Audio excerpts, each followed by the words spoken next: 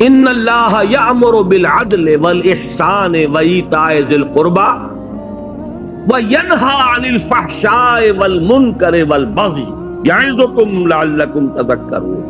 بڑی خوبصورت آیت ہے۔ اللہ تعالیٰ نے ایسا کمال توازن پیدا کیا ہے، حکم بھی دیا 3 باتوں کا، روکا بھی 3 باتوں کا۔ عجیب حسن ہے، ذرا غور کیجئے اس کے حسن توازن ہی میں سارا حسن ہوتا ہے۔ 2 چیزیں ہیں، اگر آپ نے توازن ڈسٹرب کر دیا اس میں حسن باقی نہیں رہے گا۔ ان اللہ یامر بالعدل والاحسان وایتاء ذی القربى، اللہ حکم دیتا ہے عدل کا، احسان کا اور قرابت داروں کا حق ادا کرنا۔ میں چونکہ اس وقت درس نہیں دے رہا ہوں ان آیات کا، مقصود صرف یہ ہے کہ آپ کے پیش نظر رہے کہ امر اور نہی یہ دونوں ساتھ ساتھ، اور اس میں یہاں توازن اللہ نے اس درجے کیا ہے کہ 3 ہی چیزیں مقابل میں لایا۔ وَيَنْهَى عَنِ الْفَحْشَاءِ وَالْمُنْكَرِ وَالْبَغْيِ يَعِظُكُمْ لَعَلَّكُمْ تَذَكَّرُونَ۔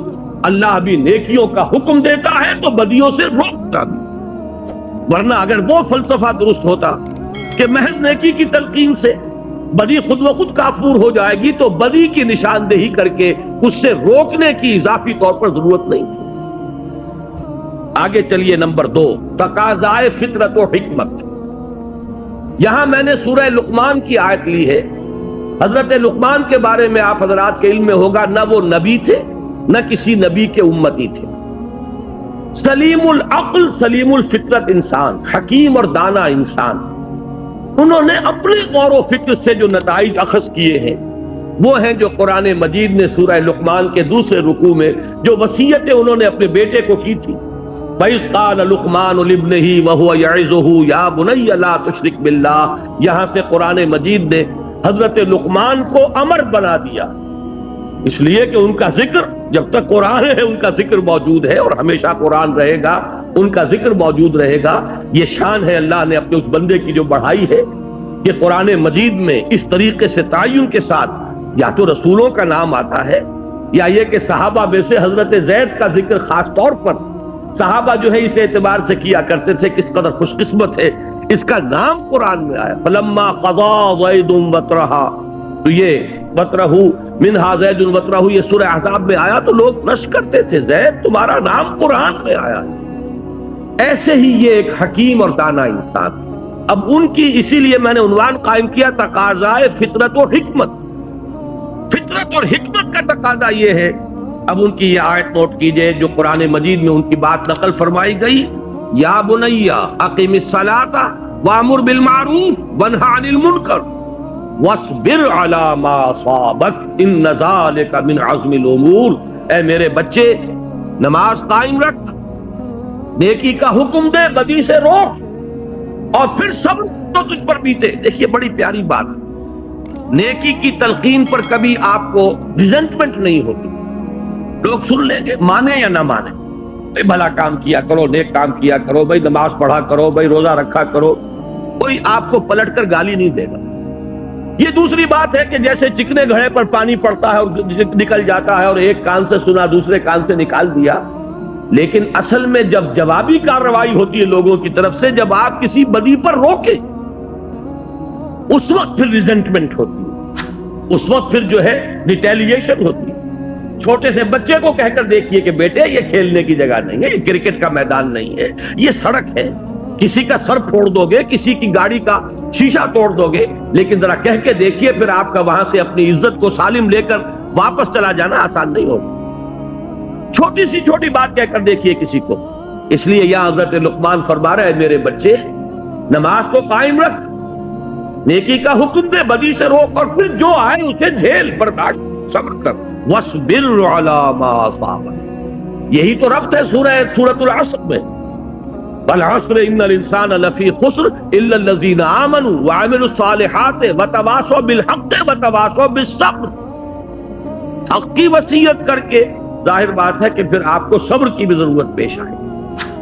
تیسری چیز پر آئیے، شان محمد صلی اللہ علیہ وسلم۔ یہ سورہ اعراف کی ایک آیت ہے۔ اس کا پس منظر یہ ہے کہ جب حضرت موسیٰ علیہ السلام کو اللہ تعالیٰ نے کوہ طور پر بلا لیا تھا 20 راتوں کے لیے، پھر وہ بڑھا کر 40 راتیں کی گئی، اور وہاں ان کی عدم موجودگی میں بنی اسرائیل نے بچڑے کی پرستی شروع کر دی. تو جب وہ واپس آئے ہیں تو بہت غضبناک ہوئے، وہ تو آپ کے علم میں پورا واقعہ ہے. پھر سب سے بڑی توبہ ہوئی ہے تاریخ میں، 70,000 یہودی قتل ہوئے ہیں اس مرتد ہونے کی پاداش میں. ہر قبیلے میں سے جنہوں نے شرک کیا تھا، تو جو لوگ توحید پر قائم رہے انہیں حکم دیا گیا کہ اپنے رشتہ داروں کو سوا. مرتد کی سزا اسلام میں قتل ہے. انہوں نے اسلام لانے کے بعد، نبی کے ساتھی ہونے کے بعد اور گائے کی پرستش کی ہے. یہ سارا جو ہے جس کو آج کی اصطلاح میں آپ پرج بھی کہہ سکتے ہیں، بہت بڑا پرج ہوا یہ اپنی اس پارٹی کا. اس کے بعد کوہ طور پر وہ 70 سرکردہ لوگوں کو لے کر حاضر ہوئے. دعا کی پروردگار ہم سے خطا ہو گئی ہے، معاف فرما دے اور ہمارے لیے رحمت کا فیصلہ فرما دے. اس کا جواب دیا گیا کہ ایک تو میری رحمت عام ہے، وہ تو ہر شے کے ساتھ، رحمتی وسعت کل شے. ایک میری خاص رحمت ہے جو میں نے لکھ دی ہے اپنے ان بندوں کے لیے جو میرے رسول نبی امی پر ایمان لائیں گے صلی اللہ علیہ وسلم. یہ سورہ اعراف کی آیت نمبر 157 ہے. اس نبی امی کی جو شان بیان ہوئی ہے صلی اللہ علیہ وسلم، وہ آیت ہے یہ: الذین یتبعون الرسول النبی الامی الذی یجدونہ مکتوبا عندہم فی التوراۃ والانجیل. وہ لوگ کہ جو پیروی کریں گے میرے رسول نبی امی کی، جس کو وہ دیکھیں گے، موجود پائیں گے لکھا ہوا اپنے پاس تورات اور انجیل میں، یعنی جن کی پیشین گوئیاں درج ہوں گی.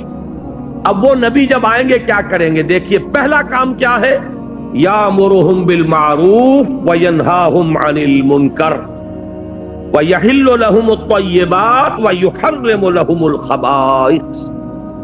نبی جب آئیں گے میرے نبی امی، میرے رسول نبی امی صلی اللہ علیہ وسلم، کیا کریں گے؟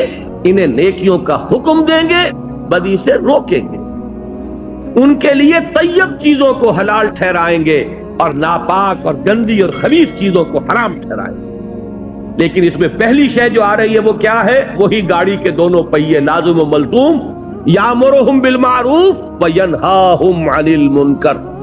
نمبر 4، شان صحابہ رضی اللہ تعالیٰ عنہ. اب آپ نے نوٹ کیا ہوگا میں درجہ بدرجہ سیڑھی اتر رہا ہوں. شان باری تعالیٰ سب سے اوپر، پھر وہ فطرت اللہ التی فطر الناس علیہا.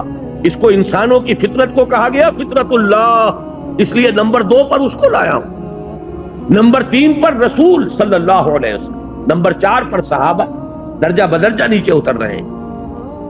صحابہ کی شان کیا ہے؟ سورہ توبہ کی آیت نمبر 71: والمومنون والمومنات بعضهم اولیاء بعض یامرون بالمعروف وینہون عن المنکر.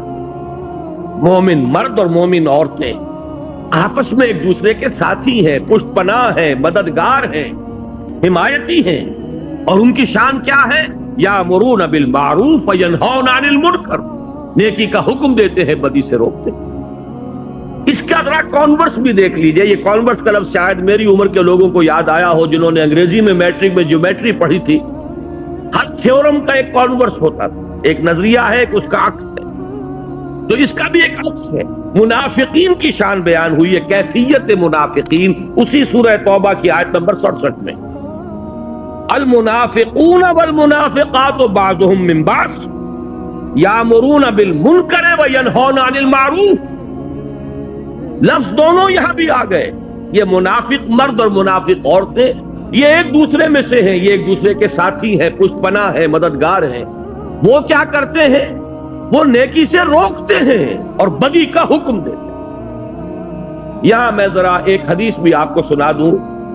ایک مرتبہ حضور نے صحابہ کرام سے فرمایا: تم لوگوں کا کیا حال ہوگا؟ کیف انتم اذ لا تأمرون بالمعروف ولا تنہون عن المنکر.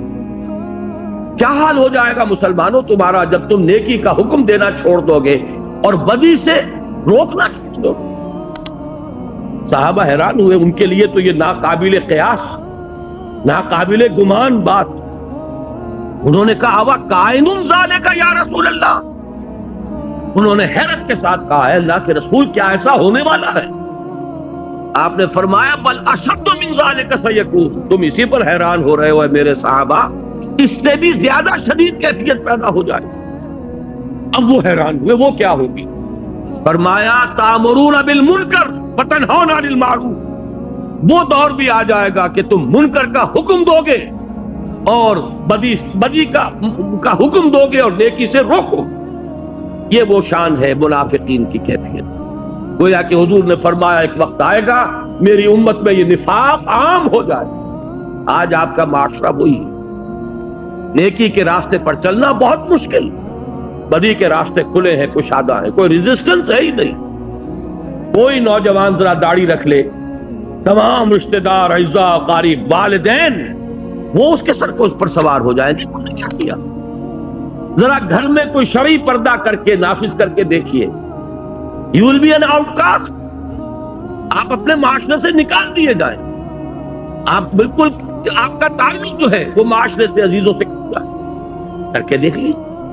اس لیے کہ حضور نے فرمایا تھا بل اشد من ذلک سیکون، کہ میری امت پر وہ وقت بھی آنے والا ہے کہ صرف یہی نہیں ہوگا کہ نیکی کا حکم دینا روک دیں گے اور بدی سے روکنا جو ہے وہ چھوڑ دیں گے، بلکہ اشد من ذلک سیکون، اور وہ کیا ہے؟ تامرون بالمنکر وتنہون عن المعروف، جو کہ اس وقت منافقین کی شان۔ آگے آئیے، یہ چھٹی آیت میں ابھی آپ کو سنا چکا ہوں پہلے ہی، امت کا فرض منصبی، کنتم خیر امت اخرجت للناس تامرون بالمعروف وتنہون عن المنکر۔ نمبر 7، دور زوال میں امت مسلمہ کے لیے سہ نکاتی لاہ عمل کا نقطہ عروج، یہ 3 آیات جو یہاں درج ہیں۔ میں نے ایک تقریر کی تھی آپ کے اسی شہر کراچی میں ایک مسجد میں آج سے 4 سال قبل، اس پر مفصل خطاب ان 3 آیات کی روشنی میں ایک لائحہ عمل، کیا کرے اس حال میں، کس طریقے سے صورتحال تبدیل ہو۔ قرآن مجید تو ہمیشہ کے لیے ہدایت اور رہنمائی ہے، اس نے اس دور کے لیے بھی ہدایت دی ہے، بعد والے دور کے لیے بھی ہدایت دی۔ اس دور زوال میں اگر یہاں سے اب اوپر اٹھنے کے لیے آپ کو لائحہ عمل درکار ہے تو بھی رجوع کیجئے قرآن کی طرف۔ قرآن مجید نے ان 3 آیات میں سورہ آل عمران کی آیات 102، 103، 104 ایک سہ نکاتی لائحہ عمل دیا ہے، جس میں آخری بات وہ ہے جو ابھی میں نے آیت آپ کو سنائی تھی، وَلْتَكُمْ مِنْكُمْ أُمَّةٌ يَدْعُونَ إِلَى الْخَيْرِ وَيَأْمُرُونَ بِالْمَعْرُوفِ وَيَنْهَوْنَ عَنِ الْمُنْكَرِ وَأُولَئِكَ هُمُ الْمُفْلِحُونَ۔ پہلا نقطہ یہ ہے کہ ہر شخص تقوی اختیار کرے۔ دوسرا نقطہ یہ ہے کہ مل جل کر بنیان مرصوص بنو، قرآن مجید کی رسی کو مضبوطی سے تھام لو، اللہ کی رسی، وَاعْتَصِمُوا بِحَبْلِ اللَّهِ جَمِيعًا۔ اور تیسرا نقطہ ضربہ سلام کیا ہے اس کا؟ وَلْتَكُمْ مِنْكُمْ أُمَّةٌ يَدْعُونَ إِلَى الْخَيْرِ وَيَأْمُرُونَ بِالْمَعْرُوفِ وَيَنْهَوْنَ عَنِ الْمُنْكَرِ وَأُولَئِكَ هُمُ الْمُفْلِحُونَ۔ تم میں سے ایک جماعت تو ایسی قائم ہونی چاہیے جو یہی 3 کام کرے اور کوئی کام نہ کرے۔ میں یہاں پر عرض کر دوں کہ واقعہ یہ ہے کہ آج وہ بعد میں تفصیل سے گفتگو ہوگی، ہماری دینی جماعتیں بھی اپنے اصل ہدف سے ہٹ چکی ہیں۔ اس وَلْتَكُمْ مِنْكُمْ أُمَّةٌ، اس کے کرنے کے صرف 3 کام قرآن نے بتائے، خیر کی طرف دعوت، نیکی کا حکم، بدی سے روکنا۔ یہ پاور پالیٹکس میں اپنے آپ کو ملوث کر لینا، کبھی کسی کا پاسنگ بن جانا، کبھی کسی کا ضمیمہ بن جانا، ادھر سے ادھر جو سیاسی اعتبار سے لڑکتے رہے ہیں، یہ در حقیقت اپنے اصل ہدف سے ہٹ جانے کی بنا پر، وہ تیر نیم کش جس کا نہ ہو کوئی ہدف، اپنے اصل ہدف سے، ہمارے یہ جو لائحہ عمل کا جو ہدف ہے اس سے ہٹ چکے ہیں۔ بہرحال اس کے ضمن میں عرض کر دوں کہ وہ جو میں نے تقریر کی تھی، وہ بھائی جمیل الرحمان صاحب، اللہ تعالیٰ انہیں صحت بھی دے اور عمر بھی دے، انہوں نے میری کتنی ہی تقریریں ہیں، بڑا مشقت طلب کام ہے یہ ٹیپ سے اتارنا، اور یہ کر رہے ہیں، کم سے کم میں سمجھتا ہوں کہ 15 برس ہو گئے ہیں انہیں یہ کام کرتے ہوئے۔ میری بہت سی تقریریں ایسی ہیں جو انہی کے ذریعے سے وہ کتابی شکل میں آئی۔ اسی کراچی میں نے ایک تقریر کی تھی، اسی آیت کے حوالے سے جو ابھی سورہ اعراف کی ہم نے پڑھی ہے، اس میں اہل ایمان کے بارے میں فرمایا کہ وہ لوگ کیا کریں گے، الذین آمنوا بہ وعزروہ ونصروہ واتبعوا النور الذی انزل معہ اولئک هم المفلحون۔ ہمارے اس رسول نبی امی کو جو لوگ جو ان پر ایمان لائیں گے، ان کی تعظیم کریں گے، ان کی مدد کریں گے، اور جو نور ان کے ساتھ نازل کیا جائے گا اس کا اتباع کریں گے، وہی فلاح پانے والے ہوں گے۔ وہ تقریر بھی انہوں نے اتاری تھی اور وہ چھپ چکی ہے، کتنے ایڈیشن اس کے۔ نبی اکرم صلی اللہ علیہ وسلم سے ہمارے تعلق کی بنیادیں الحمدللہ بہت پسند کیا گیا، وہ عوام میں، خواص میں، اس لیے کہ ایک بالکل نقطۂ نظر سامنے آیا۔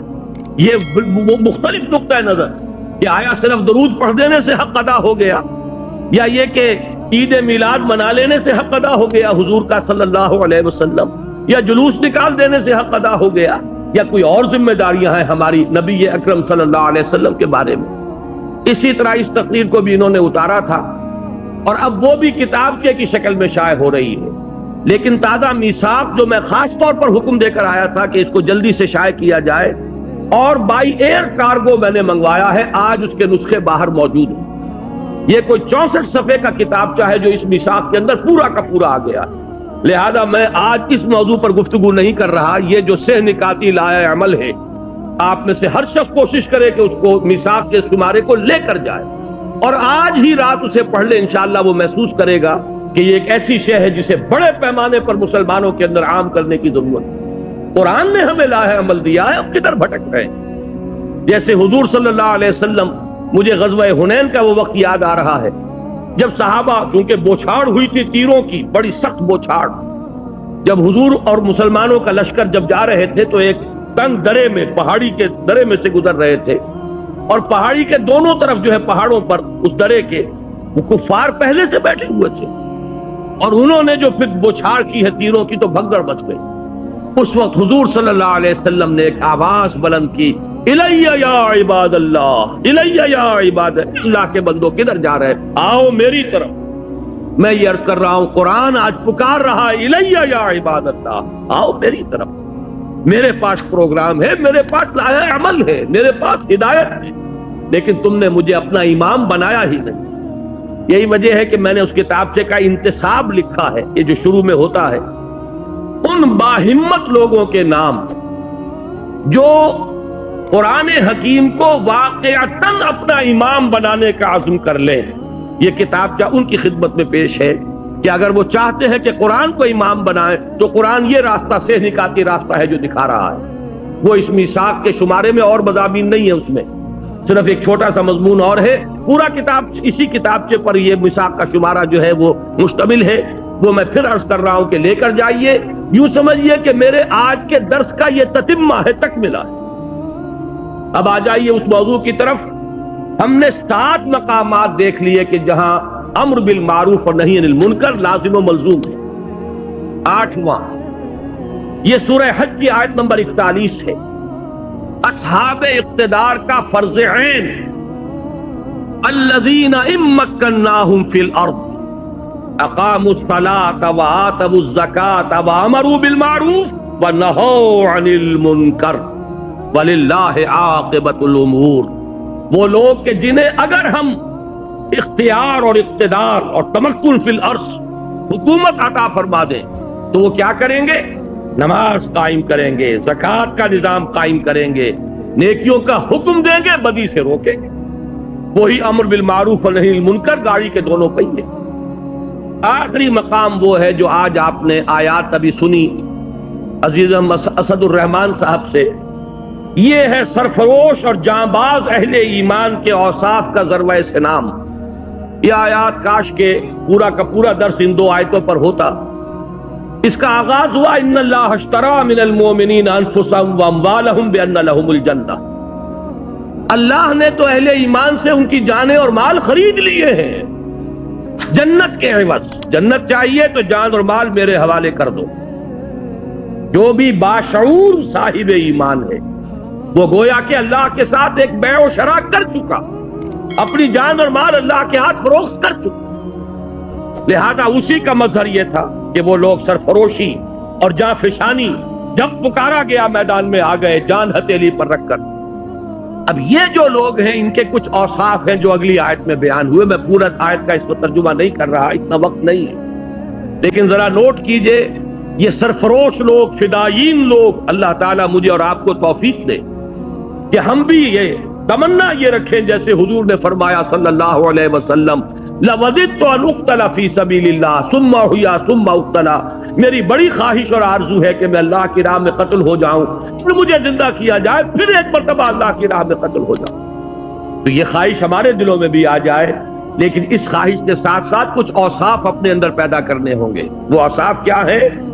التائبون، العابدون، الحامدون، السائحون، الراکعون، الساجدون، الآمرون بالمعروف والناہون عن المنکر والحافظون لحدود اللہ وبشر المؤمنین۔ پہلا وصف توبہ کرنے والے، رجوع کرنے والے، خطا ہو گئی، غلطی ہو گئی، فوراً توبہ کرے، رجوع کرے۔ عابدون، اللہ کے عبادت گزار، اس کے اطاعت شعار، اس کی بندگی کو اپنی زندگی کا اصول بنا لینے والے۔ الحامدون، اللہ کی حمد و ثنا میں مصروف رہنے والے۔ السائحون، لذات دنیاوی سے کنارہ کشی کر لینے والے۔ الراکعون، رکوع کرنے والے اللہ کی جناب میں۔ الساجدون، سجدے کرنے والے اللہ کی بارگاہ میں۔ الآمرون بالمعروف، نیکی کا حکم دینے والے۔ والناہون عن المنکر، اور بدی سے روکنے والے۔ والحافظون لحدود اللہ، اور اللہ کی حدود کی حفاظت کرنے والے۔ وبشر المؤمنین، اے نبی ایسے اہل ایمان کو بشارت دے دی، ان کی کامیابی جو ہے اس کی خوشخبری انہیں سنا دی۔ یہ ضربہ سلام ہے، اس لیے کہ یہاں پر امر بالمعروف اور نہی عن المنکر سے بھی اگلا قدم بیان کر دیا گیا۔ وہ کیا ہے؟ الحافظون لحدود اللہ۔ آپ کے ذہن میں ہوگا کہ میں انقلاب اسلامی کے مراحل کئی مرتبہ بیان ہو چکے ہیں، کتابی شکل میں بھی موجود ہیں۔ آخری مرحلہ کیا ہے؟ میں نے عرض کیا ہے ڈیمونسٹریشن، میدان میں آ جانا۔ اب یہ غلط کام ہم نہیں ہونے دیں گے، نہی عن المنکر بالیق، طاقت کے ساتھ چیلنج کر دینا کہ یہ کام، اب تک تو ہم خوشامد کر رہے تھے، اب تک ہم کہہ رہے تھے کہ خدا کے لیے باز آ جاؤ، اب نہیں ہونے دیں گے، ہماری لاٹھوں پر ہو، جیتے جی نہیں ہونے دیں گے۔ یہ ہے حفاظت اللہ کے حدود کی۔ آپ کو معلوم ہے کہ آپ کی فوج، اس کا مقصد کیا ہے؟ یہ جو ارب روپیہ خرچ ہوتا ہے فوج پر، آپ کے بجٹ کا بہت بڑا حصہ صرف ہوتا ہے فوج پر، کیا مقصد ہے اس کا؟ آپ کی زمین کے ایک ایک چپے کے محافظ بن کر کھڑے ہو جائیں، سرحدوں کے محافظ بن کر کھڑے ہو جائیں، جان دے دیں، لیکن یہ کہ ایک چپا زمین کا، ایک انچ جو ہے اس ملک کی، وہ دشمن کے حوالے کرنے کے لیے تیار نہ ہو۔ ابھی 16 کروڑ نہیں، تقریباً 20 کروڑ روپیہ جو ہے ایکسرسائز پر خرچ ہو گیا۔ یہ ایکسرسائز کاہے کے لیے؟ تاکہ ہماری افواج چاق و چوبند رہے، تیار رہے، کوئی بھی صورتحال پیدا ہو جائے سست پڑے ہوئے نہ ہو، زنگ نہ لگا ہوا ہو کہیں۔ یہ سب کچھ کس لیے؟ حفاظت، حدود اللہ، حدود ارضی کی حفاظت، زمین کے وطن کی حدود کی حفاظت۔ اسی طرح اللہ کی بھی حدود ہے۔ تلک حدود اللہ فلا تقربوها، دیکھو یہ اللہ کی حدود ہے، اس کے قریب نہ پٹکو۔ کہیں آتا ہے فلا تعتدوها، یہ اللہ کی حدود ہے، انہیں پامال نہ کرو، ان سے تجاوز نہ کرو۔ یہ حدود اللہ۔ اب اللہ کا ایک بندہ وہ سرفروش، ان اللہ اشتری من المؤمنین انفسهم واموالهم بان لهم الجنہ، جو جان اور مال بیچ چکے اللہ کے ہاتھ، وہ در حقیقت اس کی چوٹی کیا ہے؟ وہ اللہ کے حدود کا محافظ بن کر کھڑا ہوتا ہے۔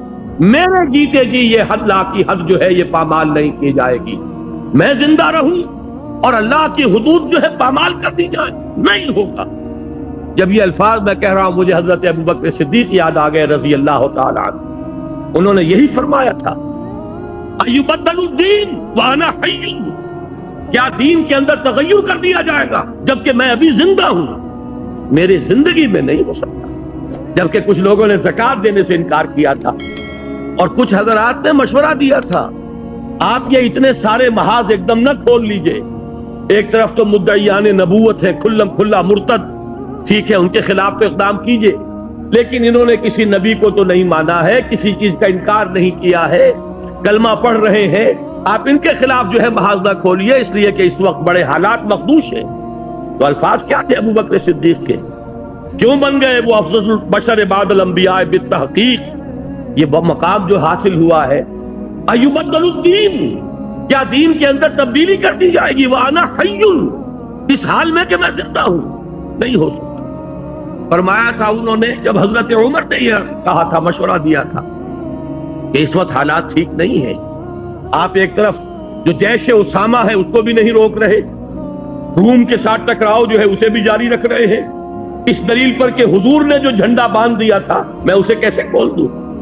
حضور نے لشکر تیار کر دیا تھا، جائے گا تو کیا کریں گے؟ یہاں پہ کون محافظ ہوں گے؟ انہوں نے فرمایا تھا کہ اگر کوئی محافظ نہ ہو، اگر درندے آ کر ابو بکر کو نوچے تب بھی یہ کام ہو کر رہے گا، اس لیے کہ نبی صلی اللہ، میں اللہ کے رسول کا خلیفہ ہوں، ان کے جو کام ہے، ان کے مشن کی تکمیل میرا مقصد زندگی، یہ ہے حفاظت حدود اللہ۔ تو یہ جو یہاں 9 اوصاف بیان ہوئے ہیں، اللہ تعالی ہمیں ان میں سے ایک ایک وصف اپنے اندر جذب کرنے کی توفیق عطا فرمائے۔ التائبون العابدون الحامدون السائحون الراکعون الساجدون الآمرون بالمعروف والناہون عن المنکر والحافظون لحدود اللہ۔ پھر کوالیفائی کرتا ہے آدمی، یہاں پہنچتا ہے، اب کوالیفائی کرتا ہے اس بشارت کے لیے، وَبَشِّرِ الْمُؤْمِنِينَ، اے نبی ایسے اہل ایمان کو بشارت دیتی جنہوں نے اپنی جانیں اور مال اللہ کے ہاتھ فروخت کر دیے، اور اس فروخت کرنے کے بعد ان کی زندگی کا، ان کے کردار کا، ان کے شب و روز کا نقشہ یہ ہے۔ بہرحال اگرچہ اس میں کئی دوسرے مضامین بھی ضمنی طور پر آ گئے، لیکن میرے اس بیان کا مقصد کیا تھا؟ اس حقیقت کو واضح کرنا کہ امر بالمعروف اور نہی عن المنکر انسیپریبل ہے، ان کو ایک دوسرے سے جدا نہیں کیا جا سکتا، یہ ایک ہی حقیقت کے اجزاء لا ينفک ہیں، لا ينفک غیر منفک، جس کو علیحدہ نہیں کیا جا سکتا۔ یہ غلط فہمی رفع ہو جانی چاہیے۔ یہ مغالطہ جنہیں بھی ہیں انہیں اللہ تعالیٰ ان کو اپنے اس مغالطے پر متنبہ اور مطلع ہونے کی توفیق عطا فرمائے۔ ہمارا کام یہی ہے کہ جو بات کتاب و سنت سے سمجھ میں آتی ہے اسی کو ہم لوگوں کے سامنے بیان کریں اور عام کریں۔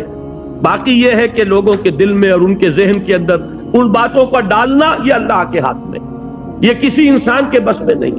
میں پہلے ہی عرض کر چکا ہوں، نیکی بھی ہے، تقویٰ بھی ہے، جد و جہد بھی ہے، حرکت بھی ہے، محنت بھی ہے، لیکن ایک بہت بڑا مغالطہ کہ صرف بھلائی کی تلقین، صرف نیکی کی تلقین، صرف فضائل کی تلقین کے ذریعے سے سارے معاملات دور صحیح ہو جائیں گے، ساری گندگیاں دھل جائیں گی، یہ ممکن نہیں ہے۔ قرآن مجید 9 مقامات پر اگر امر بالمعروف اور نہی عن المنکر کو متوازن طریقے سے بالکل بیلنس اجزاء لا ينفک کی حیثیت سے بیان کر رہا ہے، تو ہم میں سے کسی کو یہ حق نہیں پہنچتا کہ اس میں سے کسی ایک کو غیر ضروری یا اضافی قرار دے دے، معاذ اللہ ثم معاذ اللہ۔ اب پلٹ لیجئے، اب تیسری بات جو ہے، میں آج ذرا کچھ مختلف انداز میں درس دے رہا ہوں، اب تک میں نے 2 باتیں عرض کی۔ ایک یہ کہ امت مسلمہ کی غرض تاسیس کے لیے قرآن کی اصطلاحات 2 ہیں، شہادت علی الناس اور امر بالمعروف نہی عن المنکر۔ نمبر 2 یہ کہ امر بالمعروف نہی عن المنکر یہ ایک ہی حقیقت کے 2 پہلو ہیں، یہ لازم و ملزوم ہے، یہ ایک ہی گاڑی کے 2 پہیے ہیں۔ اب تیسری بات یہ ہے کہ ان میں اہم تر نہی عن المنکر ہے۔ اگر علیحدہ غور کرنا ہے، اور خاص طور پر علماء اور صوفیاء اور احبار اور رہبان ان کے کرنے کا اصل کام یہی، یہ میں چاہتا ہوں کہ اچھی طریقے سے آپ سمجھ لیں، اس لیے کہ عنوان میں نے نوٹ کرایا تھا، علماء و صلحاء کے کرنے کا اصل کام اور عذاب الہی سے نجات کی واحد راہ۔ اس کے ضمن میں یہ چند آیات کا ترجمہ سن لیجئے، اور پھر یہ 3 احادیث ہیں جو ہمیں پڑھنی ہے۔ بڑی محنت کے ساتھ اسے چھپا کر لایا ہوں آپ کے لیے، بہت مواد ہے ان 2 اور آپ کے اندر، 4 صفحے ہیں، لیکن آپ جا کر غور کریں گے یہ ایک پوری کتاب کا مضمون ہے جو اس کے اندر جمع کر دیا گیا، لیکن یہ کہ آپ کے پاس یہ بڑا ہینڈی رہے گا، آپ کی جیب میں رکھا رہے گا، غور کرتے رہیے، ان آیات کو یاد کرتے رہیے، یہ احادیث ہر وقت آپ کے سامنے رہیں، آپ لوگوں کو سمجھائیے، سنائیے۔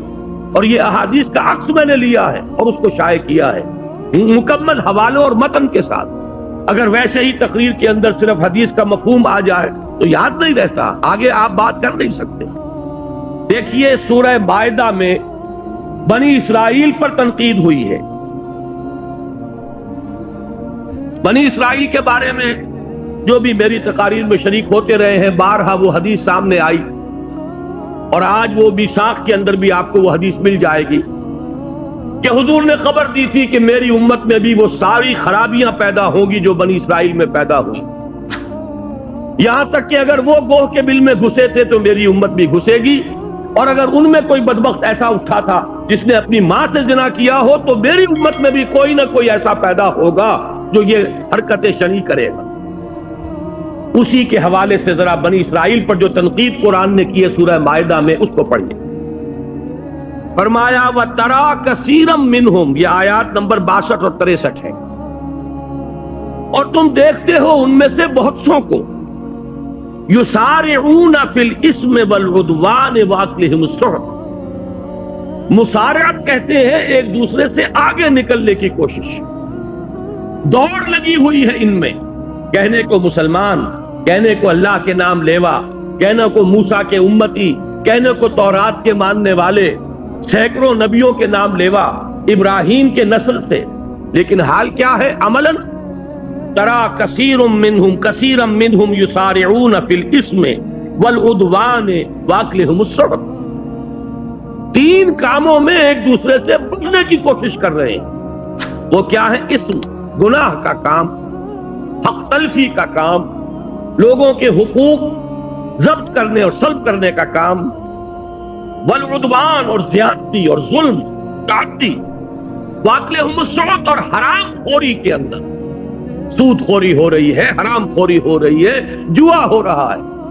آپ کے اس ملک میں جتنے بڑے پیمانے پر جوا ان دنوں میں ہوا ہے، آپ کو معلوم ہے وہ سیور ریفل جو ہے وہ اتنا کروڑوں بلکہ اربوں کے روپے میں، آپ کی حکومت کی ذمہ دار وزیر اعظم اس نے یہاں تک کہہ دیا کہ یہ ہمارے باقی ٹیکسز ویکسز جو ہے میں تو وزیر خزانہ سے کہنے والی ہوں کہ سب کو چھوڑو اور یہ دھندا شروع کرو. اس میں جو رقم آتی ہے وہ تو کسی اور کام میں ہم نے دیکھی نہیں. یہ کون سے لوگ؟ وہی مسلمان، وہی محمد کے نام لیوا، وہی وہ ان انعامات کی امید میں جوا کھیلنے والے، وہی لاکھوں لوگوں نے اگر حصہ لیا ہے تو یہ کوئی آسمان سے اترنے والی کوئی دوسری مخلوق نہیں تھی، یہ کوئی ہندو نہیں آ گئے تھے، یہودی نہیں آ گئے تھے، یہی امت محمد صلی اللہ علیہ وسلم. وہی بات فرمایا وَتَرَىٰ كَثِيرًا مِّنْهُمْ، تم دیکھتے ہو ان میں سے بہت سو کو يُسَارِعُونَ فِي الْإِثْمِ وَالْعُدْوَانِ وَأَكْلِهِمُ السُّحْتَ، کہ یہ ایک دوسرے سے آگے نکلنے کی کوشش کر رہے ہیں گناہ میں، زیادتی میں، ظلم میں اور حرام خوری میں. لَبِئْسَ مَا كَانُوا يَعْمَلُونَ، بہت برا عمل ہے جو وہ کر رہے ہیں. لولا ينهاهم الربانيون والاحبار عن قولهم الاسم واكلهم السحت، کیوں نہیں روکتے انہیں ان کے علماء اور ان کے صوفیاء؟ یہ نوٹ کیجئے، ربانیون اور احبار. احبار جمع حبر کی، حبر کہتے ہیں بہت بڑے عالم کو. آپ نے سنا ہوگا حضرت عبداللہ ابن عباس رضی اللہ تعالی عنہما کو کہا گیا حبر الامہ، امت کے بہت بڑے عالم. حبر کی جمع احبار، احبار کہتے ہیں بڑے عالم. لولا ینہاہم الاحبار والربانیون، ربانی کسے کہتے ہیں؟ اللہ والے، رب سے ربانی، اللہ والے. یہ فقراء، صوفیاء، صلحاء، یہ ظاہر بات ہے جیسے ہماری امت میں ہے، سابقہ امت میں بھی تھے، علماء بھی تھے، صوفیاء بھی تھے، درویش لوگ بھی ہوتے تھے، بڑے بڑے عالم اور فقیہ بھی ہوتے تھے. تو فرمایا ان کے کرنے کا کام تو یہ تھا. وہ کیا کام کر رہے ہیں؟ انہوں نے اپنے فرض منصبی کو ترک دیا. وہ لوگوں کو روکتے نہیں، روکیں کیسے؟ حرام خوری سے روکیں گے، لوگ ان کی طرف رجوع نہیں کریں گے، دوسری کی طرف نکلیں گے. میں آپ کو واقعہ بتا رہا ہوں، یہ کوئی کہانی نہیں ہے. ایک صاحب تعین کے ساتھ انہوں نے مجھ سے کہا کہ میں اب آپ کے آئندہ آپ کے ہاں جمعہ میں نہیں آؤں گا. میں نے کہا کیوں؟ کہنے لگے آپ ہمیں ہر چند جمعوں کے بعد وہ حدیث سنا دیتے ہیں سود کی بات، سود کے بارے میں، اور وہ حدیث ظاہر بات ہے سود کے بغیر تو کاروبار تو ہمارا چلتا نہیں. لیکن اب یہ حدیث سننے کا مطلب کیا ہے؟ اس کا تو مطلب یہ ہے کہ ہم لوگ وہ کام کر رہے ہیں جو محمد الرسول اللہ نے فرمایا کہ جو ماں کے ساتھ بدکاری ہے اس سے بھی 1000 گنا زیادہ کام. آپ وہ حدیثیں سناتے رہتے، میں آپ کیا نہیں آؤں. میں کہا ٹھیک ہے، میرا کام تو سنانا ہے، پہنچانا ہے، سمجھانا ہے. سننا چاہو سنو، اللہ تعالیٰ شاید آج نہیں کل توفیق عطا فرما دے، لیکن یہ کہ نہیں سننا چاہتے تو میں زبردستی تو نہیں کر سکتا۔ لہذا کیسے کہیں وہ علماء، کیسے کہیں حرام خوری ترک کر دو، جن بیچاروں کے لیے معاش کا معاملہ وہیں سے، تنخواہ وہیں سے آ رہی، وہی چودھری لوگ ہیں، وہی سرمایہ دار ہیں، وہی ہیں کہ جو مسجد کا انتظام کرنے والے معتمم ہیں، ان کے کاروبار میں حرام ہے، وہی تو ہے جو آ کر یہاں پر بہترین قالین بچھاتے ہیں، وہی تو سارا اہتمام کر رہے ہیں۔ لہذا نہی عن المنکر جب ختم ہو جاتا ہے معاشرے سے، پھر تباہی اور بربادی عام ہو جاتی ہے۔ آج اس مضمون کو سمجھیے، لولا ینہاہم الربانیون والاحبار عن قولہم الاسم واکلہم السحت، کیوں نہیں روکتے انہیں ان کے صوفیاء اور علماء گناہ کی بات کہنے سے اور حرام خوری سے؟ لبئس ما کانوا یصنعون، بہت برا ہے وہ عمل جو انہوں نے اختیار کیا۔ اب آگے چلیے، یہی سورہ مائدہ ہے، اس کی آیات یہ 78 سے 81 تک یہ 4 آیات ہیں جو آگے آئی۔ فرمایا لعن الذین کفروا من بنی اسرائیل علی لسان داؤد و عیسی ابن مریم، لعنت کی گئی ان لوگوں پر جنہوں نے کفر کی روش اختیار کی بنی اسرائیل میں سے۔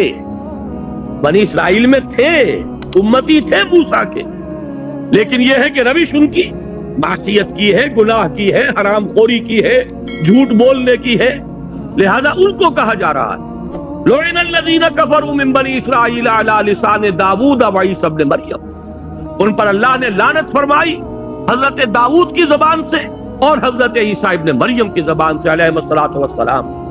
حضرت داؤد کی زبانی کیا لعنتیں ہوئی ہیں یہ تو آج ہمارے پاس موجود نہیں ہے۔ جو بھی زبور اس وقت ہے، سام جسے کہا جاتا ہے، وہ کتاب جو اولڈ ٹیسٹمنٹ کا حصہ ہے، اس میں ایسی باتیں موجود نہیں ہیں۔ معلوم ہوتا ہے یہودیوں نے وہ چیزیں کھرچ دی جو اللہ تعالیٰ نے ان پر تنقید کی باتیں حضرت داؤد علیہ السلام سے کہلوائی تھی، ان کو انہوں نے ختم کر دی۔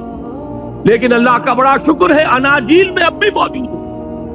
خاص طور پر حضرت مسیح علیہ السلام نے علماء یہود پر جو تنقیدیں کی، سانپ کے سپولیوں سے تعبیر کیا، تم سانپ کے سپولیوں کے مانند، تمہارا حال یہ ہے کہ تم نے اپنے اوپر تقویٰ کا لبادہ اوڑھا ہوا ہے، اندر سے تمہارا کردار انتہائی گھناؤنا۔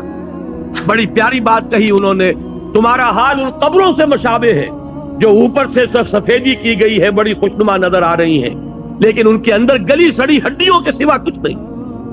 یہ حضرت مسیح علیہ السلام کے الفاظ جو علماء یہود کو مخاطب کر کے کہے، یہ بھی انہی کی بہترین ضرب المثل ہے جو آج ہمارے ہاں عام طور پر ادب میں استعمال ہوتی ہے کہ تم مچھر چھانتے ہو اور سموچے اونٹ نکل جاتے ہو۔ چھوٹی چھوٹی باتوں پر جھگڑے ہو رہے ہیں، لیکن بڑے بڑے گناہ جو ہے وہ ان کی طرف توجہ ہی نہیں۔ سود خوری پر کوئی نہیں روکے گا، لیکن رفع یدین پر، آمین بالجہر پر، تراویح کی تعداد پر بڑے بڑے پوسٹر بھی چھپیں گے اور بڑے چیلنج بھی ہوں گے اور مناظرے بھی ہوں گے اور لمبی چوڑی بحثیں بھی ہوں گی، پوری کانفرنسیں ہوں گی، حالانکہ ان کی کیا اہمیت ہے دین کے اندر؟ سود ہے، سٹا ہے، جوا ہے، ہونا ہے، کسی کو کچھ کہنے کی توفیق۔ یہ ہے اصل میں وہ بات جو فرمایا لعن الذین کفروا من بنی اسرائیل علی لسان داؤد و عیسی ابن مریم ذلک بما عصوا وکانوا یعتدون۔ یہ اس لیے ہوا، یہ لعنت ان پر اس لیے کی گئی کہ انہوں نے نافرمانی کی روش اختیار کی اور حدود الہی سے تجاوز کی روش اختیار کی۔ اب اگلا لفظ آیا ہے اصل میں جس کے لیے یہ میں بیان کر رہا ہوں، کانوا لا یتناہون عن منکر فعلوہ۔ ان کا اصل جرم یہ تھا، ایک دوسرے کو شدت کے ساتھ منع نہیں کرتے تھے برائیوں پر۔ نوٹ کیجئے، تناہی باب تفاعل ہے، باب تفاعل ہی سے لفظ تواسی ہے، وتواصوا بالحق وتواصوا بالصبر۔ باب تفاعل کا خاصہ ہے کسی شے میں شدت، تاکید، مبالغہ اور آپس میں کوئی کام کرنا۔ تو تناہی کے معنی ہوگا پوری تاکید کے ساتھ، پوری شدت کے ساتھ آپس میں ایک دوسرے کو گناہوں پہ روکنا، ٹوکنا۔ کانوا لا یتناہون عن منکر فعلوہ، وہ آپس میں ایک دوسرے کو روکتے نہیں تھے منکر سے جو وہ کرتے تھے۔ لبئس ما کانوا یفعلون، یہ جو بات ہے اس کے لیے ایک حدیث میں آپ کو ابھی سناؤں گا، اس کو نوٹ کر لیجئے کہ ان کا اصل جرم، دیکھیے قرآن مجید جب یہ کہہ رہا ہے ان پر لعنت کی گئی، تو ظاہر بات ہے چارج شیٹ بھی تو ہونا چاہیے. کس بات پر لعنت کی گئی؟ کیا برائی تھی؟ تو جس جرم پر یہ لعنت کی گئی ہے وہ کیا ہے؟ کانوا لا یتناہون عن منکر فعلوہ، وہ روکتے نہیں تھے ایک دوسرے کو پوری تاکید کے ساتھ ان منکرات سے کہ جو آپس میں کر رہے تھے. لبئس ما کانوا یفعلون، اور تم دیکھتے ہو بہت ہی برا ہے وہ عمل جو وہ کر رہے ہیں. میں چاہتا ہوں کہ اس پر ذرا ورق الٹ لیجیے، اب یہ حدیث سن لیجیے تاکہ قرآن مجید کی تفسیر حدیث رسول کی روشنی میں سامنے آ جائے. یہاں ایک طرف صفحہ 2 پر یہ پوری حدیث کا متن ہے، عکس ہے ریاض الصالحین سے. یہ ابو داؤد اور ترمذی کی روایت ہے. عن ابن مسعود رضی اللہ تعالی عنہ، صفحہ 3 پر اس کا ترجمہ بھی موجود ہے، جا کر آپ اس کو پھر بھی پڑھ سکیں گے. اس وقت میرے ساتھ اس کا ترجمہ جو ہے متن کے ساتھ پڑھ لیجئے. عن ابن مسعود رضی اللہ عنہ، حضرت عبداللہ ابن مسعود سے روایت ہے، قال رسول اللہ صلی اللہ علیہ وسلم، یہ حضور صلی اللہ علیہ وسلم نے فرمایا، ان اول ما دخل النقص علی بنی اسرائیل، بنی اسرائیل میں سب سے پہلے جو نقص پیدا ہوا وہ یہ تھا. دیکھیے بڑی سے بڑی برائی جو ہے شروع میں کہاں سے اس کا آغاز ہوتا ہے. بڑے بڑے بند جب ٹوٹتے ہیں تو شروع میں چھوٹا سا سوراخ ہوتا ہے. آپ کو معلوم ہے کہ بڑی بڑی نہریں جو ہے ان کے اندر جب وہ کٹ واقع ہوتا ہے تو بسا اوقات صرف کسی چوہے کے بل کے ذریعے سے پانی جو ہے آتا ہے اور پھر وہ شگاف پڑ جاتا. وہ چوہے کا بل کون سا ہے کہ جو قوموں کو برباد کرتا. ان اول ما دخل النقص علی بنی اسرائیل، بنی اسرائیل میں جو نقص پیدا ہوا سب سے پہلے وہ یہ تھا، انہ کان الرجل یلقى الرجل، کہ ان میں سے ایک شخص دوسرے شخص سے ملاقات کرتا تھا، فیقول، اور یہ کہتا تھا، یا ھذا، اے فلاں، اتق اللہ، اللہ کا تقوی اختیار کر، ودع ما تصنع، اور جو تم کر رہے ہو اس کو چھوڑ دو، فإنہ لا یحل لک، اس لیے کہ یہ تمہارے لیے جائز نہیں ہے، حلال نہیں. یہ سیور ریفل میں نہ لگو، یہ سودی کاروبار میں نہ لگو، یہ کام نہ کرو، یہ جو بے پردگی اختیار کی ہے اس کو چھوڑ دو، یہ چیزیں جائز نہیں ہے، حلال نہیں. یہاں تک تو بات صحیح ہے کہ ایک برائی کے اوپر اس نے روکا ٹوکا، اس کے لیے جو نہی عن المنکر ہے فریضہ اس کا سر انجام دیا. لیکن اب آگے پڑھیے، ثم یلقاہ من الغد، پھر اس کی ملاقات اسی شخص سے دوبارہ ہوتی تھی دوسرے دن، وہو علی حالہ، اور وہ شخص جو تھا جو حرام خوری میں مبتلا تھا وہ اپنے اسی سابق حال پر ابھی قائم ہے. اس نے توبہ نہیں کی، اس نے رجوع نہیں کیا، اس نے اس منکر کو ترک نہیں کیا، اس نے حرام خوری جو ہے وہ نہیں چھوڑی. فلا یمنعہ ذلک ان یکون اکیلہ وشریبہ وقعیدہ، لیکن اس کے باوجود وہ شخص، وہ ناصح، وہ بدی سے روکنے والا، اس کے ساتھ بیٹھ کر کھاتا بھی تھا، پیتا بھی تھا، اس کا ہم نشین بنتا تھا، مصاحبت کرتا تھا، خوشگپیاں کرتا تھا، مقاطعہ نہیں کرتا تھا، بائک آؤٹ نہیں کرتا تھا. دیکھیے یہ وہ لفظ میں استعمال کر رہا ہوں جو ہر روز آپ پڑھتے ہیں جب وتر میں اندر آپ دعا مانگتے ہیں، دعائے قنوت، وَنَخْلَعُ وَنَتْرُكُ مَن يَفْجُرُكَ، اے اللہ جو بھی تیرا فاجر ہوگا، تیرے احکام کو توڑنے والا ہوگا، ہم اس سے لا تعلق ہی کر لیں گے، اس سے اپنا تعلق منقطع کر لیں گے. نخلعو، یہ خلا کا لفظ ہے، خلا جو بیوی کرتی ہے شوہر سے جب طلاق لیتی ہے، خلا کہتے ہیں آپ اسے. نخلعو، ہم ان سے تعلق توڑ لیں گے، وَنَتْرُكُ، ترک کر دیں گے ان کو، مَن يَفْجُرُكَ، جو تیرے فسق اور فجور کے اندر مبتلا ہے، جو تیرے احکام کو توڑنے والے. لیکن حضور نے فرمایا کہ بس یہاں سے نقص پیدا ہوا، کہا بھی کہ یہ کام غلط ہے، چھوڑ دو، یہ حرام ہے، باز آ جاؤ. لیکن وہ باز نہیں آئے، پھر بھی ان کے ساتھ ہم پہ آلہ ہمنے والا.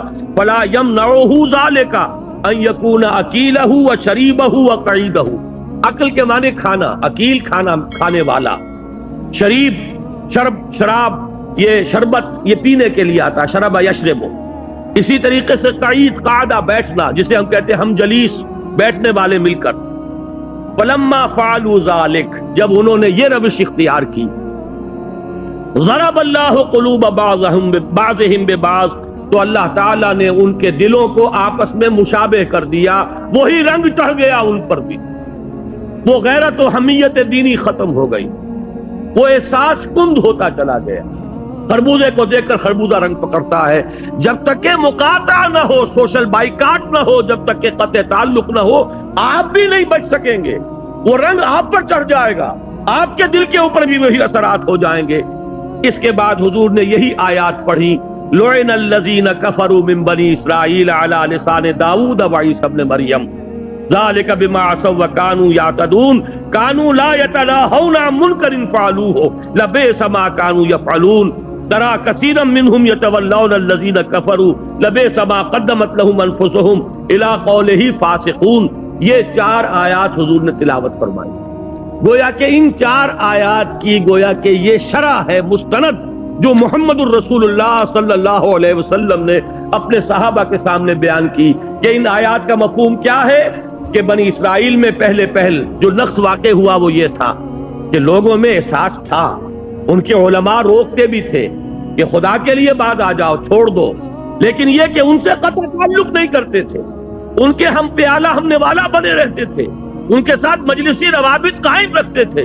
نتیجہ یہ ہوا کہ وہ تو نہیں بدلے، یہ بدل گئے، ان کے دلوں کی کیفیت تبدیل ہو گئی، ان کے اوپر بھی وہی رنگ چڑھ گیا۔ اس کے بعد جو الفاظ فرمائے ہیں ان آیات کی تلاوت کے بعد، اب وہ پڑھیے، بڑے سخت الفاظ۔ ثم قال، ان آیات کو تلاوت فرمانے کے بعد حضور نے ارشاد فرمایا، کلا، ہرگز نہیں، واللہ لتامرن بالمعروف، خدا کی قسم تمہیں لازماً نیکی کا حکم دینا ہوگا، ولتنہون عن المنکر، اور تمہیں لازماً بدی سے روکنا ہوگا، ولتاخذن علی ید الظالم، اور تمہیں لازماً ظالم کے ہاتھ کو پکڑ لینا ہوگا قوت کے ساتھ، ولتاترنہ علی الحق اطرا، اور تمہیں لازماً انہیں حق کی طرف موڑنا ہوگا جبرن، وَلَتَقْصُرُنَّهُ عَلَى الْحَقِّ قَصْرًا، اور انہیں حق کے اوپر جمانا ہوگا، روکنا ہوگا طاقت کے ساتھ، أَوْ لَيَضْرِبَنَّ اللَّهُ بِقُلُوبِ بَعْضِكُمْ عَلَى بَعْضٍ، یا پھر اللہ تمہارے بھی دل ایک دوسرے کے مشابہ کر دے گا۔ اگر یہ طرز عمل تم نہیں کرو گے، یہ ذمہ داریاں ادا نہیں کرو گے، تو اللہ تمہارے دلوں کو بھی آپس میں مشابہ کر دے گا۔ ثُمَّ لَيَلْعَنَنَّكُمْ كَمَا لَعَنَهُمْ، پھر اللہ تعالیٰ تم پر بھی لعنت فرمائے گا جیسے ان پر لعنت فرمائی۔ یہ ہے صورتحال جس سے آج ہم دو چار۔ اس میں یہ 2 آیتوں کا مفہوم تو کھل کر اس حدیث میں آ گیا، ابھی پڑھ لیجئے آگے بھی۔ رواہ ابو داؤد رحمہ اللہ و ترمذی رحمہ اللہ، اس حدیث کو حضرت عبداللہ ابن مسعود سے روایت کیا ہے امام ابو داؤد نے بھی اور امام ترمذی نے بھی۔ وقال حدیث حسن، اور حضرت امام ترمذی فرماتے ہیں یہ حدیث حسن ہے، مستند ہے۔ هذا لفظ ابی داؤد، اس حدیث کی جو یہ روایت ہم نے ابھی پڑھی ہے یہ ابو داؤد میں ہے۔ واللفظ ترمذی، اور ترمذی کی روایت کے الفاظ یہ ہیں جو اب آگے آ رہے ہیں، اس سے یہ معلوم ہو جائے گا کہ اس معاملے میں اہمیت جو ہے، اہم تر جو ہے وہ علماء ہیں۔ فرمایا قال رسول اللہ صلی اللہ علیہ وسلم، امام ترمذی نے جو روایت کی ہے الفاظ وہ یہ ہے کہ رسول اللہ صلی اللہ علیہ وسلم نے فرمایا، لما وقعت بنو اسرائیل فی المعاصی، جب بنی اسرائیل معاصی کے اندر مبتلا ہو گئے، گناہوں میں مبتلا ہو گئے، نہتہم علماؤہم، ان کے علماء انہیں روکتے رہے، نہیں سے نہت بنا ہے، روکتے رہے، نہیں عن المنکر کا فریضہ سر انجام دیتے رہے، فلم ينتہوا، لیکن وہ بات نہیں آئے، فجالسوہم فی مجالسہم وواکلوہم وشاربوہم، لیکن اس کے باوجود کہ وہ لوگ بات نہیں آئے معاصی سے، یہ علماء ان کے ساتھ ان کی مجلسوں میں بیٹھتے بھی رہے، ان کے ساتھ کھاتے پیتے بھی رہے۔ نتیجہ کیا نکلا؟ فضرب اللہ قلوب بعضهم ببعض، تو اللہ تعالیٰ نے ان کے دلوں کو آپس میں مشابہ کر دیا۔ وَلَعَنَهُمْ عَلَى لِسَانِ داؤد وعیسی ابن مریم ذَلِكَ بِمَا عَصَوْا وَكَانُوا يَعْتَدُونَ، اور ان پر لعنت فرمائی حضرت عیسیٰ علیہ السلام کی زبانی اور حضرت داؤد علیہ السلام کی زبانی، اور یہ اس لیے کہ انہوں نے نافرمانی کی روش اختیار کی اور حد سے تجاوز کیا۔ فجلس رسول اللہ صلی اللہ علیہ وسلم وکان متکئا، اس کے بعد حضور اٹھ کر بیٹھ گئے۔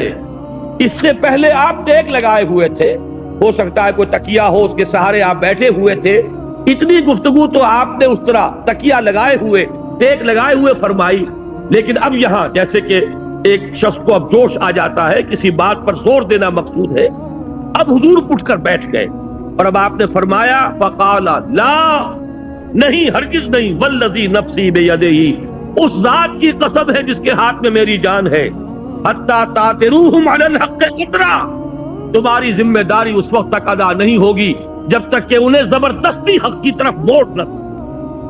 یہ ہے حضور صلی اللہ علیہ وسلم کا فرمان جو کہ امام ترمذی لائے۔ اس حدیث سے اب حقیقت واضح ہو گئی۔ پھر پڑھ لیجئے ان آیات کو، لعن الذین کفروا من بنی اسرائیل علی لسان داؤد وعیسی ابن مریم ذلک بما عصوا وکانوا یعتدون کانوا لا یتناہون عن منکر فعلوہ لبئس ما کانوا یفعلون۔ اب میں یہاں پہ تھوڑا سا اپنے حالات کی طرف بھی اشارہ کر دوں۔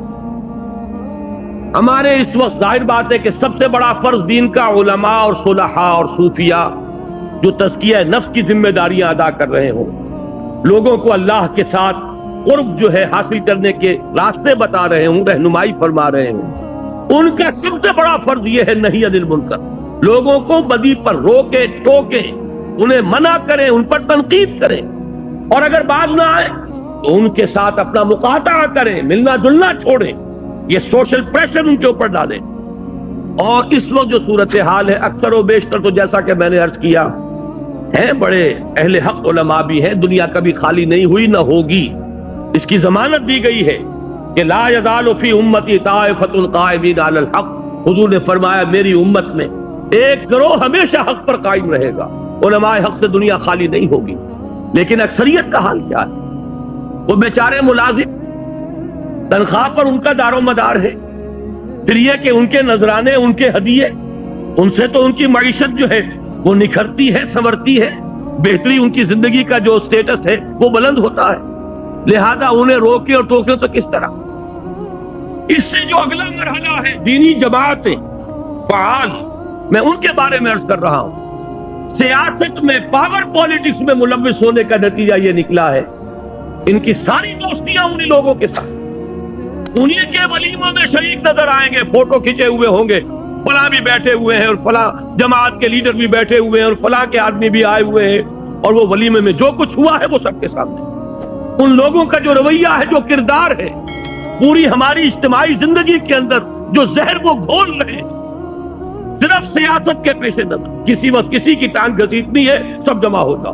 اب ان میں کوئی تفریق نہیں ہوگی کہ اس کا نظریہ کیا ہے، اس کا رہن سہن کیا ہے، اس کا تمدن کیا ہے، اس کے ہاں بے پردگی ہے کہ پردہ اختیار کیا ہوا ہے۔ یہ سارا واکلوہم وشاربوہم، انہی کی ہم جلیسی، انہی کے ساتھ کھانا پینا، سوشل فنکشن میں ان کے ساتھ شرکت، سیاسی اتحادوں میں ان کے ساتھ جمع ہو جانا، یہ ہے در حقیقت وہ طرز عمل جو اس پورے طرز عمل کی بالکل ضد ہے۔ اللہ کی کتاب، اس کے رسول کی سنت، آیات الہی اور حدیث میں اس کی جو شرح آئی وہ میں نے آپ کے سامنے رکھی۔ اپنی طرف سے آج اللہ کے فضل و کرم سے میں بہت کم بیان کر رہا ہوں، میں نے تو وہ آیتیں آپ کو 9 مقامات سے قرآن مجید کی دے دی ہیں جن میں امر بالمعروف و نہی عن المنکر لازم و ملزوم۔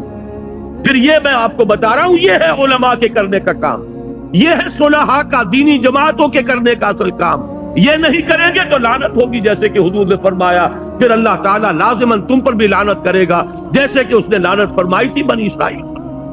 اگر تم یہ سمجھ رہے ہو کہ تم محمد کے امتی ہو صلی اللہ علیہ وسلم، انہیں بڑا فخر تھا ہم آدم کی نسل سے ہیں، ہم موسیٰ کے امتی ہیں، ہم تورات کے ماننے والے ہیں، ہم لوگ تو نحن ابناء اللہ وحباہ، ہم تو اللہ کے بیٹوں کے مانند ہیں، اس کے بڑے چہیتے ہیں، لاڈلے۔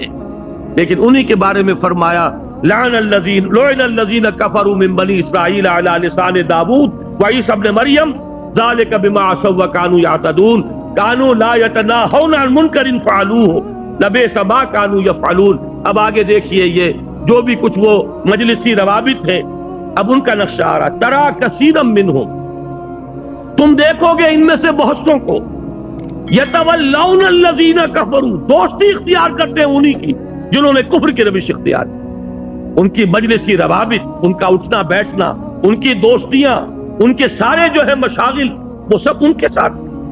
لبئس ما قدمت لهم انفسهم بہت بری ہے وہ شے جو انہوں نے اپنے لیے آگے بھیجی ہے، یعنی اللہ کے ہاں ان کے اس طرز عمل کے نتیجے میں ان کے لیے جو کچھ جمع ہو رہا ہے بہت برا ہے۔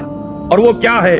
ان سخط اللہ علیہم، کہ اللہ کا غضب ہے جو ان پر نازل ہوا ہے، وفی العذاب ہم خالدون، اور عذاب میں وہ ہمیشہ ہمیشہ رہیں گے۔ انا للہ و انا الیہ راجعون، یہ عذاب میں خلود کفار کے لیے ہوتا ہے، جو کافر ہوں خالص ان کے لیے، لیکن یہاں فرمایا جا رہا ہے ان کے لیے جو ویسے کہنے کو ان کے علماء تھے یہود کے، لیکن جب انہوں نے یہ روش اختیار کی تو فرمایا وفی العذاب ہم خالدون ولو کانوا یؤمنون باللہ والنبی وما انزل الیہ، اور اگر وہ واقعتاً ایمان رکھتے ہوتے اللہ پر اور نبی پر اور اس شے پر جو اس پر نازل کی گئی، متخذوہم اولیاء، وہ انہیں اپنا دوست نہ بناتے، ان کے ساتھ یہ سارے مجلسی روابط استوار نہ کرتے، ان کے ساتھ ہم مجلسی اور ہم پیالہ اور ہم نوالا ہونے کی روش اختیار نہ کرتے، ولیکن کثیرا منہم فاسقون، لیکن یہ کہ ان کی اکثریت فساق و فجار پر۔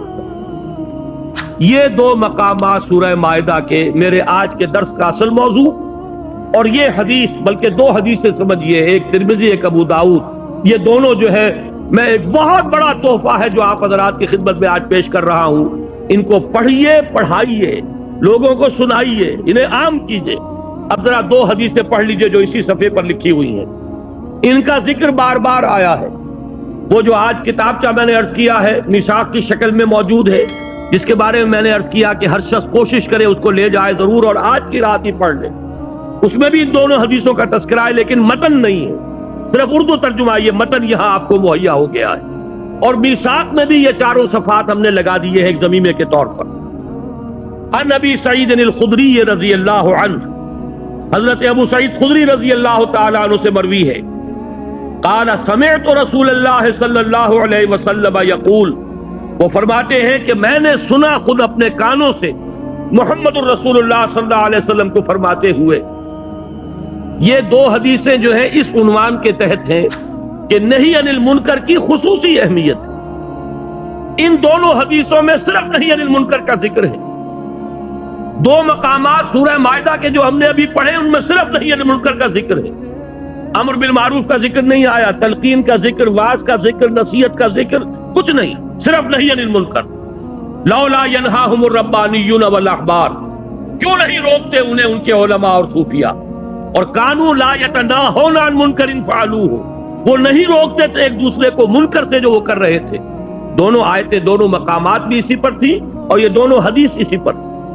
فرمایا حضور نے من رأى منکم منکرا، جو کوئی بھی تم میں سے کسی منکر کو دیکھے، فلیغیرہ بیدہ، اس کا فرض ہے کہ اسے اپنے ہاتھ سے طاقت سے روکے، بدلے۔ فإن لم یستطع، اگر اس کی طاقت نہ رکھتا ہو، استطاعت نہ رکھتا ہو، فبلسانہ، اپنی زبان سے روکے۔ اس کو ذرا اچھی طرح نوٹ کر لیجئے، یہ دو درجے ہیں، نہی عن المنکر باللسان، نہی عن المنکر بالید۔ زبان سے روکنا، خدا کے لیے باز آ جاؤ، چھوڑ دو۔ زبان میں قلم بھی آ جائے گا، آپ کتابیں شائع کریں، رسالے شائع کریں۔ آج وہ زبان کے لیے بہت بڑا ذریعہ جو ہے وہ کیسٹ ہے، ویڈیو کیسٹ ہے، آپ تقریروں کو عام کر سکتے ہیں، گفتگو عام کر سکتے ہیں۔ ایک ہی مقرر کی تقریر آج میں یہاں کر رہا ہوں، کل ہو سکتا ہے اس کا کیسٹ لے کر آپ کوئی ساتھ، ہمارے کوئی ساتھی دوست ہیں وہ امریکہ پہنچ جائیں گے، ہمیں پتہ نہیں ہوگا اور یہ کیسٹ پھیل رہا ہوگا۔ لاکھوں کی تعداد میں اس وقت کیسٹ، اللہ کا فضل ہے۔ میں نے ابھی حال ہی میں حکمت قرآن کا جو 2 مہینے کا شمارہ شائع کیا، جنوری فروری سن 90 کا، اس میں اس دعوت رجوع القرآن کی ایک تاریخ پوری بیان کر دی ہے، وہ بھی میں آپ سے آج خاص طور پر عرض کروں گا، جنہیں بھی ہمارے اس کام سے کوئی عملی دلچسپی ہے۔ اگر تو صرف سننے کی حد تک کوئی آپ نے عادت بنا لی ہے تو بات دوسری ہے، کوئی عملی دلچسپی ہے تو ہر شخص پر واجب ہے کہ وہ 2 ماہ کا مشترک شمارہ ضرور پڑھے۔ یہ پوری تاریخ امت کا تعلق قرآن سے کیوں کمزور پڑا، پھر یہ کہ اس کا دوبارہ آغاز کب ہوا ہے، شاہ ولی اللہ دہلوی رحمۃ اللہ علیہ کا کیا مقام ہے، اس کے بعد اب جو تفسیر قرآن کے سلسلے چل رہے ہیں وہ کون کون سے ہیں، ہماری خدمات کیا ہے، انجمن خدام القرآن ہو یا تنظیم اسلامی ہو، یہ ساری ایک داستان جو ہے آپ کو مل جائے گی۔ اور اس وقت اس کو ذہن میرا منتقل اس کی طرف اس لیے ہوا کہ میں نے اس میں لکھا ہے کہ میں مطمئن ہوں میرے بعد ساتھی تو شاید 20 برس 22 برس کہہ رہے ہیں، مجھے اب 25 برس پورے ہو گئے۔ سن 65 میں اسی شہر کراچی سے منتقل ہو کر لاہور گیا تھا اپنی بات کو وہاں پر اپنے کام کو شروع کرنے کے لیے۔ اب 1990 آ گیا، پورے 25 برس ربع صدی میری بیت چکی ہے اللہ کے فضل و کرم سے کہ قرآن مجید کا پڑھنا پڑھانا سیکھنا سکھانا یہی میرا اصل مشغلہ ہے۔ 6 سال اس میں سے ایسے ہیں کہ ساتھ مطلب بھی چل رہا تھا، پریکٹس بھی تھی۔ 65 سے 71 تک فروری 71 میں نے طے کیا ہے حرم میں بیٹھ کر کہ اب ہمہ وقت اسی کام کے لیے رہوں گا۔ میں نے مطلب بند کیا، پریکٹس چھوڑی، اور اس وقت کے بعد سے میں کہہ سکتا ہوں میرا کوئی لمحہ بھی فکر معاش میں بسر نہیں۔ میں نے اپنی ساری توانائی یا قوتیں اسی کام میں لگائی، اور آج مجھے بڑا اطمینان ہے۔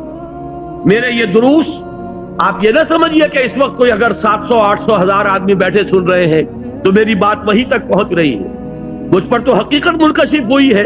قرآن مجید میں جو کہا گیا کہ حضرت ابراہیم کو اللہ نے حکم دیا تھا اذن فی الناس بالحج یاتوک رجالا علی کل ضامر یاتین من کل فج عمیق۔ اے ابراہیم ذرا پکارو تو صحیح حج کے لیے لوگوں کو، تمہاری آواز ہم کہاں کہاں تک پہنچائیں گے تمہیں اندازہ بھی نہیں ہو سکتا۔